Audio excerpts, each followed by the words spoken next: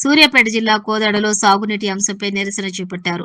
మాజీ ఎమ్మెల్యే బొల్లం మల్లయ్య యాదవ్ కోదాడలోని నీటిపారుదల డివిజన్ కార్యాలయం ముందు బైఠాయించిన ఆయన నాగార్జున సాగర్ ఎడమ కాలువ ద్వారా నీటిని విడుదల చేసి చెరువులు, కుంటలను నింపాలని డిమాండ్ చేశారు. ఉమ్మడి నల్లగొండ జిల్లాకు చెందిన మంత్రులు ఉత్తమ్ కుమార్ రెడ్డి, కోమటిరెడ్డి వెంకటరెడ్డి వైఫల్యం కారణంగానే ఖమ్మం జిల్లాకు నీటిని తరలించే విషయంలో జాప్యం జరుగుతుందని మాజీ ఎమ్మెల్యే ఆరోపించారు. రైతుల ప్రయోజనాలను దృష్టిలో ఉంచుకుని తక్షణమే నీటిని విడుదల చేయాలని డిమాండ్ చేశారు.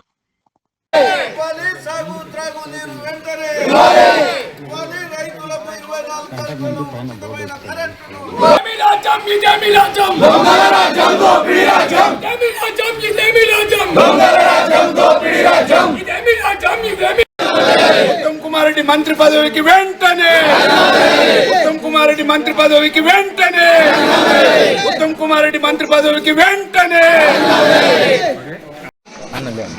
నీళ్ళు ఇవ్వటానికి చేతగాని అసమర్థ అవినీతి నీటిపారుదల శాఖ మంత్రి ఉత్తమ్ కుమార్ రెడ్డి వెంటనే రాజీనామా చేయాలి.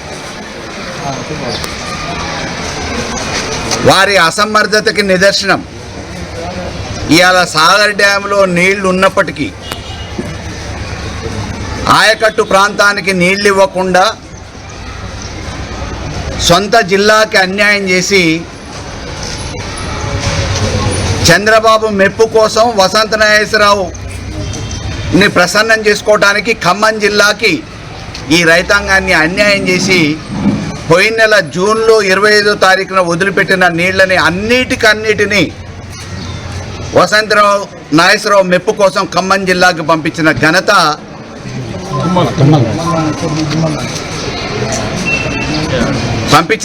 ఉత్తమ్ కుమార్ రెడ్డి, తీసుకుపోయిన ఘనత తుమ్మల నాగేశ్వరరావు. పైన పోతిరెడ్డిపాడు దగ్గర నాగార్జున సాగర్కు గండి కొట్టే విధంగా 10 టీఎంసీల నీళ్లు ఈ వర్షాకాలం సీజన్లో ఆంధ్ర రాష్ట్రం తీసుకపోతే నిమ్మకు నీరెత్తినట్టు పడుకుంది ఈ ప్రభుత్వం. అవగాహన లేని ఉత్తమ్ కుమార్ రెడ్డి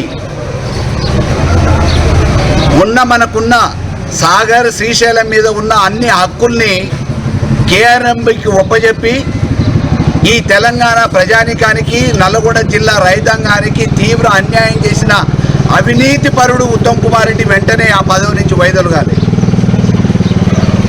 లేకపోతే గవర్నర్ జోక్యం చేసుకొని వెంటనే ఆయన్ని బర్తరఫ్ చేయాలి. ఆయన నిర్వహిస్తున్న 2 శాఖల మీద, పౌర సరఫరాల శాఖ, నీటిపారుదల శాఖలో అవినీతి భాగోతం మీద విచారణ జరపాలి. ఈరోజు అధికారాన్ని అడ్డం పెట్టుకొని రైతాంగానికి, ప్రజలకి చేస్తున్న అన్యాయాన్ని గుర్తించి తెలంగాణ రైతాంగానికి న్యాయం చేయాలని చెప్పేసి కోరుతా ఉన్నా గవర్నర్ గారిని.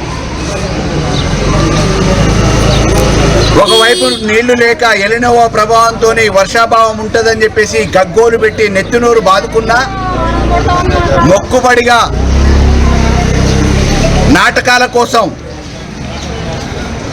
యాగాల పేరు మీద కాలక్షేపం చేసి రైతుల్ని మభ్యపెట్టే ప్రయత్నం చేసిండు. అయ్యో, కళ్ళ ముందు నీళ్లు పోతుంటే ఈ ఆయకట్టు రైతాంగానికి నీళ్ళు ఇవ్వాల్సిన మంత్రి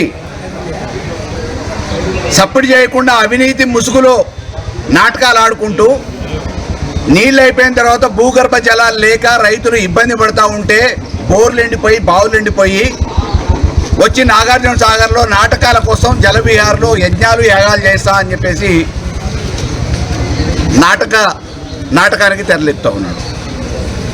అందుకే ఈ చేతగాని మంత్రి నిర్వాహకంలో ఎస్ఎల్బీసీ పనులను మేము త్వరితగత చేస్తామని చెప్పేసి కమిషన్ల కోసం మొదలు పెడితే ఒక పరిజ్ఞానం లేకపోవటం మూలాన 8 మంది చచ్చిపోయారు. ఆ శవాల్ని కూడా బయటికి తీసుకురాలేని అసమర్థుడు ఇవాళ తెలంగాణకి నీటిపారుదల శాఖ మంత్రిగా బాధ్యతలు నిర్వహించటం మూలాన తెలంగాణ రైతాంగం తీవ్ర